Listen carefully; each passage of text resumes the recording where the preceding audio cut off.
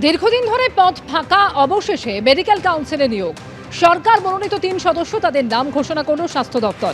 এই 3 জন সদস্য হলেন বিনপুরের বিজেপি বিধায়ক প্রণত টুডু, এছাড়াও কল্যাণ আশিস মুখোপাধ্যায় এবং মৃন্ময় অধিকারী।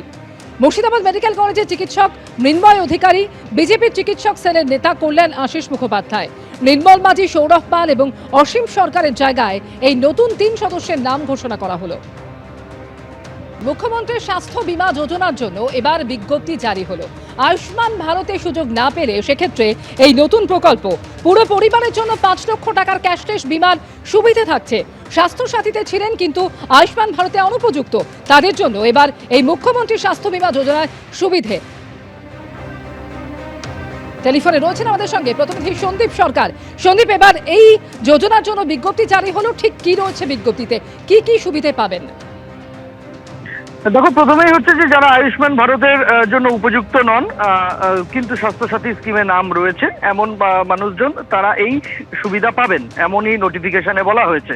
তবে তার কিছু ক্রাইটেরিয়া রয়েছে, তার জন্য কিছু নিয়মবিধি রয়েছে, যার মধ্যে প্রথমেই হচ্ছে যে পারিবারিক আয় সেটা 8 লক্ষ টাকার বেশি হওয়া চলবে না যদি এই মুখ্যমন্ত্রী স্বাস্থ্য বীমা যোজনায় অন্তর্ভুক্ত থাকতে হয়। পারিবারিক আয় 8 লক্ষ টাকার নিচে হতে হবে। এমনকি তারা যদি সরকারি কর্মী হন বা যারা পেনশনভোগী রয়েছেন, যাদের রাজ্য বা কেন্দ্র সরকারের যে হেলথ স্কিম রয়েছে তার অন্তর্ভুক্ত থেকে থাকেন, তাহলেও এই সুবিধা পাওয়া যাবে না, সেরকমটাই বলা হয়েছে। পরিবারের কোনো সদস্যের বয়স যদি 70 বা তার ঊর্ধ্বে হয় তাহলে তিনি এই স্কিম পাবেন না।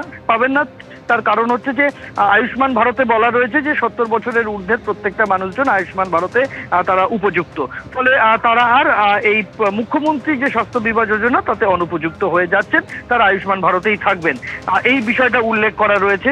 এর পাশাপাশি বলা হয়েছে যে SIR এ নাম বাদ গিয়েছে যাদের, তারা এই প্রকল্পের সুবিধা পাবেন না, এই স্বাস্থ্য বীমার সুযোগ পাবেন না। তবে SIR এ নাম বাদ যাওয়ার পর ট্রাইব্যুনালে যারা আবেদন করে রেখেছেন এখনো পর্যন্ত, তাদেরকে এই তালিকা থেকে বাদ দেওয়া হয়েছে।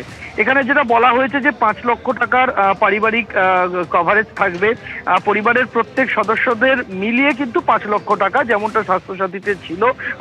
আধার এছাড়া আর কোনো ক্যাপিং নেই, পরিবারের আয়তনের ওপরও আলাদা করে কোনো এর তফাৎ হবে না, অর্থাৎ পরিবারের সদস্য সংখ্যা যাই থাকুক না কেন 5 লক্ষ টাকাই মিলবে।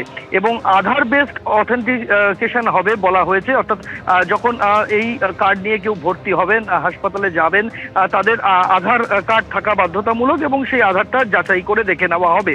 এবং এটাও বলা হয়েছে যে এই আয়ুষ্মান ভারত প্রকল্পে যে সমস্ত হাসপাতালে স্বাস্থ্য বীমার সুযোগ পাওয়া যায় আয়ুষ্মান ভারত কার্ড দিয়ে, প্রত্যেকটি হাসপাতালেই কিন্তু এই যে নতুন মুখ্যমন্ত্রী স্বাস্থ্য বীমা যোজনা সেই সুযোগ সুবিধা পাওয়া যাবে, সুযোগ সুবিধা মিলবে। ধন্যবাদ সন্দীপ। এবিপি আনন্দ, এগিয়ে থাকে, এগিয়ে রাখে।